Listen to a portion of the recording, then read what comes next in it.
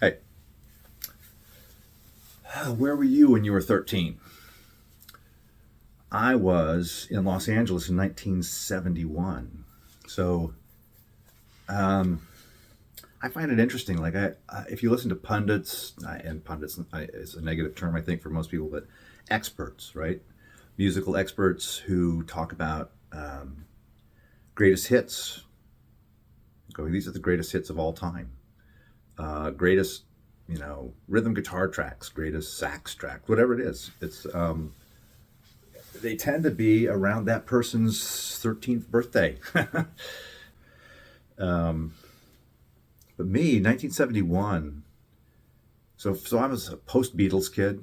Moved to LA in 1967, and I turned on the radio, and it was we moved from Indiana, and in Indiana I'd listened to records.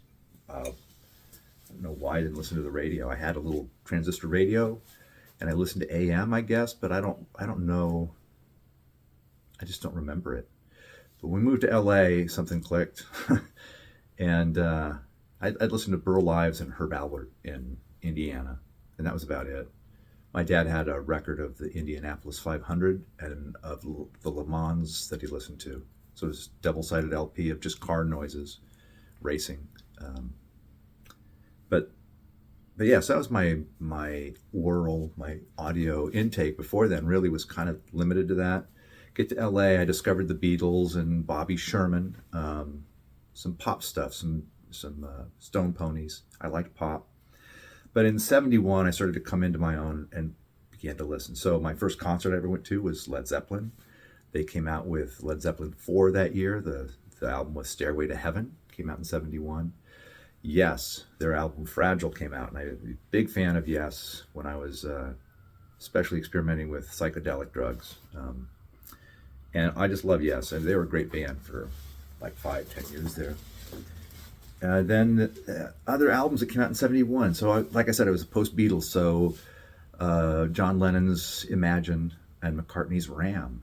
And a lot of people don't like Ram or think it's like a weird record.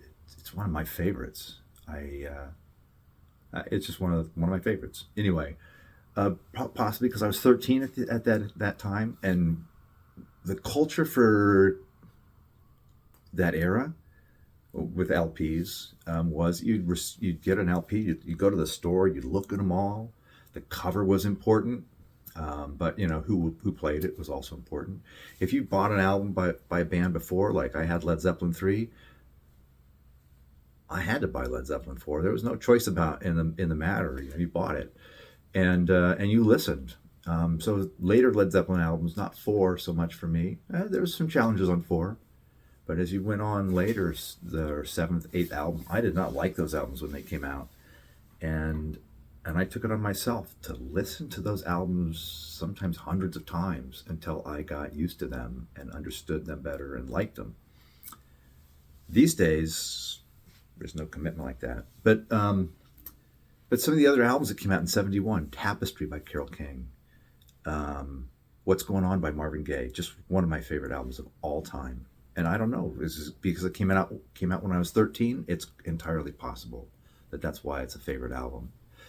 But other albums that came out that year, which are more germane to the Great Get Gone, the albums that came out that year that we focused on for Westerlies. So one that we didn't focus on, but which I think is one of the greatest rock and roll records of all time, is Who's Next by The Who. Just one of the masterpiece records. Metal by Pink Floyd, the record that came out just before Dark Side of the Moon.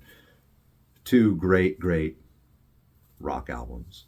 But the ones that stirred my soul at the time and that remained as things that I wanted to come back to now to record towards, Hunky Dory by David Bowie and Sticky Fingers by the Rolling Stones.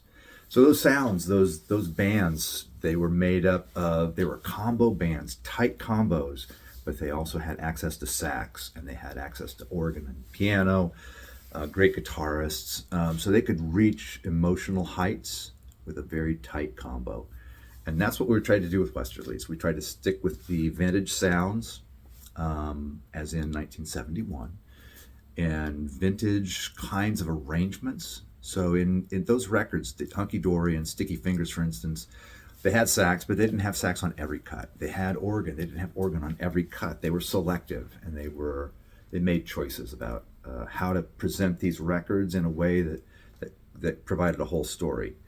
And I'm trying to do that with Westerlies, more of a story, more of a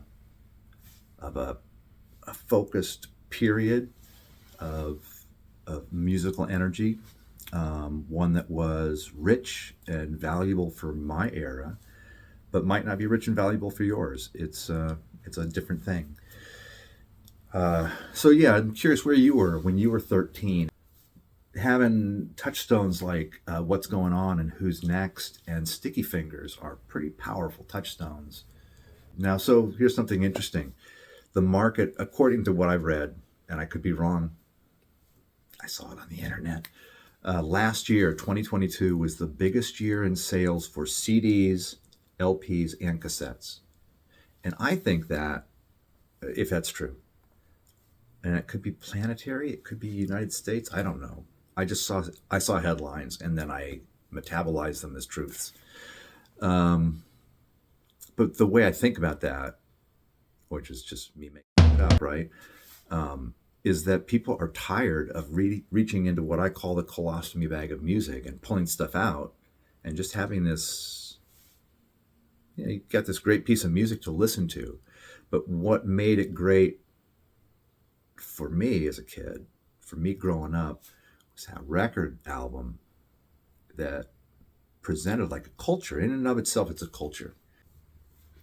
So I just cut out a whole bunch. I said I don't like to edit anymore, but I just went rando. So I just cut out a big section.